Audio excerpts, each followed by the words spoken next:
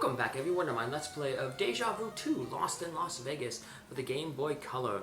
I was going to include this in the last episode, but this episode, the final episode, would have been much shorter, and last episode would have been a little bit longer. So to make them pretty much the same length, or close to the same length, I'm going to include this as at the beginning of this episode. So what am I doing here? Well, I'm going to leave the correct items in Anthony Malone's desk. However, because I didn't leave the cigar ring on Ventini's desk in his secret office, the game ain't going to count his correct sequence to finish the game. And so Stogie is once again going to ambush us when we try to take a train to get out of LA. So I just want to show this off. And then we'll restart the game. Back in, I made a save back in Danny's secret office. And from there we'll actually start doing the proper sequence of events to clear Ace, get him out of all this trouble. Once again, we want to take the button. Even after this, there is still one more death that you can get. Even after planning, even if you plant the correct evidence in Anthony's desk, and you leave the cigar ring on Ventini's desk, and I will show that off. I'll also show off the two different ways to get the ending. The ending is the same, but there's two ways you can get it. So let's head to the train station, get this one of our last deaths here. Take any train as long as it's not going to Chicago. Stogie is going to once again ambush us when we try to leave and pump us full of lead. Didn't even know where this train is going, but now the conductor told me it's LA. I will try to buy a ticket. Get that ticket. Wait around a little bit. And then meet my demise. So, once again, just a matter of sitting around, waiting around. I need to take another train trip. I'm going to have to take another train trip eventually. I had a lot of fun doing that across Canada in at the end of 2022. Still have to reorganize all my photos of that and load them on Instagram and my cruise from last year, but it just really takes me a long time to organize photos. It's not something I'm like really excited about doing, so I have more fun doing these Let's Plays and teaching the boxing class, so it's taking up a lot of my time and writing and stuff like that, so but I will get to it eventually. What I will be getting to right now is basically the ending sequence of this game. So here we are in Danny Ventini's secret office in the cleaners. Close his desk, close his wastebasket, and we're going to leave one of the cigar rings. Either one or two. You have two opportunities to find one. The first one is in your hotel room, basically at the start of the game, when Stogie first visits you, and then the second time you can get a ring is in your apartment when you go to back to visit it. First time you go to Chicago, Stogie, remember you see that Stogie has ransacked your place. Alright, so we left the cigar ring on Ventini's desk, so now he's going to think, oh no, Stogie has raided my place. He's like, I got to eliminate Tony Malone. He obviously knows about my deception. Now we just have to turn Malone against Ventini. And we'll be doing that by placing 3 items in his desk. If you place too many items, it basically functions as if you place the wrong items. The only 3 items that you need to place are the diary, which is a list of the payments and dates that Siegel was making, and it shows that that $112,000 wasn't listed. And then you need letter 1, which is what you found in the laundry of Bondwell. That's the one that he was the crook who had the scar in his eye who we found in the morgue. And he's the one who came across the embezzlement plot before he was offed. And then the last one is letter 3, which kind of shows that Siegel was involved in a hustle along with Ventini to basically skim some money away. Let's look at all those different things. Here's the diary.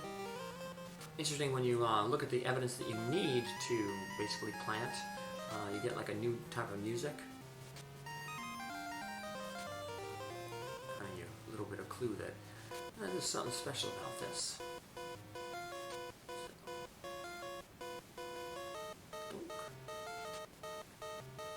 Ventini assigning some payments from Malone.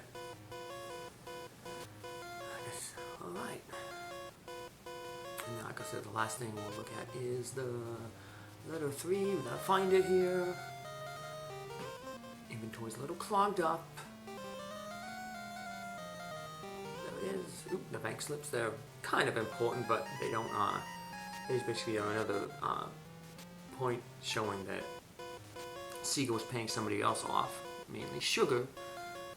So here's Malone's confession. Basically saying that, hey, someone's going, well, not Bondwell's confession. This is the police chief's confession that he's been acting as a bag man for somebody else. Alrighty. Let's go into Malone's office here and plant that evidence. Now, as soon as you plant the evidence, what you want to do is you want to just get out of here as quick as possible. If you spend too much time, you're going to get basically caught in the crossfire. And I'm going to show that off. That's basically the last death in the playthrough. I'm going to leave the letter 3, leave the diary. Now leave the final letter 1. Now at this point, all I have to do is I can either do one or two things. I can either get onto a train out of town and leave town that way, or I can wander around in the desert for about 5 screens, and then what'll end up happening then is you'll see that no one's followed you, and you'll go into the ending. So I just, messed around a little bit in the offices. I walked between Anthony Malone's office there and Danny Ventini's office. Just moved around, wasted some time, looked at pictures and stuff. Just like I said, to waste that time and not escape right away. And just for safety, this sounds really, really weird considering that I'm doing this to get killed. I'm just going to walk over back to the gambling place, say hi to my good buddy Rudy. You win whatever you do, whether it's boxing or blackjack. Well, unfortunately, I'm not going to win this time, because I have spent way too long here. So by the time I leave this hotel to basically get out of Vegas, I will walk right into the middle of the gang civil war, basically. We leave. We're not even given the option to get out of here, to go into the desert or walk to the train station. Nope, we automatically get hit with machine gun fire.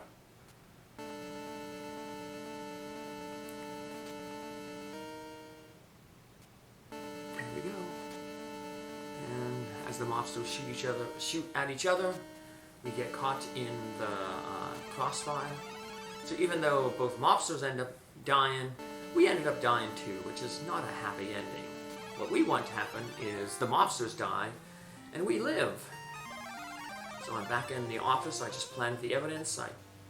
I'm not messing around. I'm getting right out of town.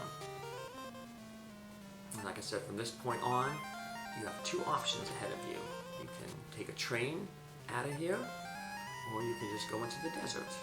I'll show them both off.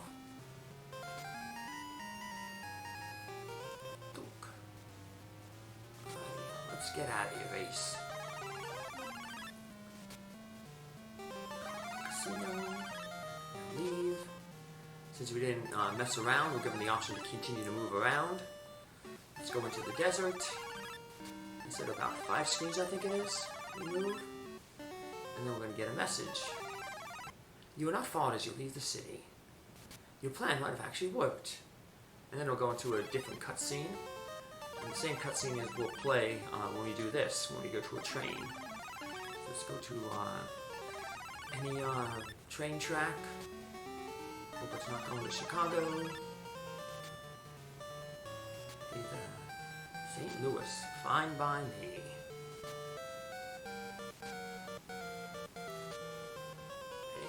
And off. And hey, I still have the banana, because I didn't eat it from that last save, when I made the save in Ventini's secret office. So Ace is going to finish his quest here with a piece of fruit, even though he's not a fruit guy. Yeah, let's just open that banana up, pop it in our mouth.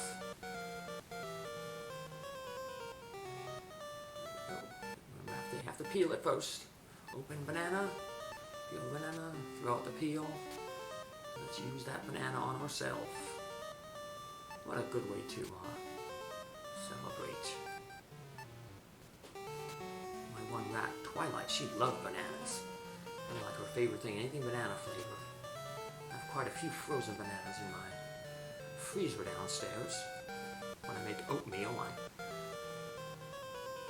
put a whole bunch of oats in a big container, chop up like bananas or fruit, throw it in there, mix it all up, put it in the freezer, and then scoop it out individually for eating. But here we go, we got the train out of here. Stogie, of course, didn't attack us because he's too busy in this gang war. And when we get the same message we got when we left the desert, that basically looks like no one has followed us. We've arrived at St. Louis Station. We're not followed as we leave the city. And now I'll actually play what happens after this.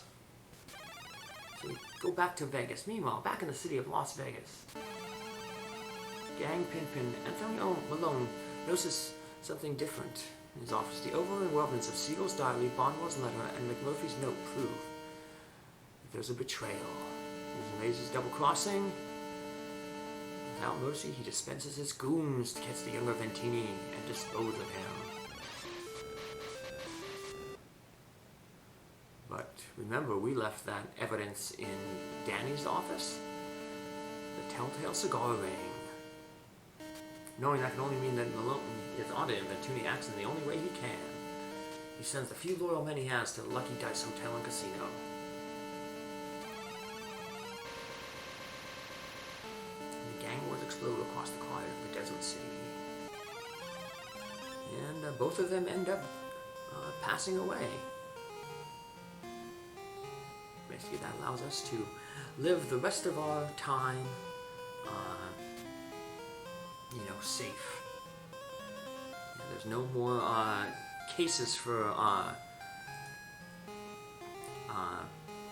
Ace to solve anymore. This is the last game that he's in. I think there was some like books or whatever, like comics that may have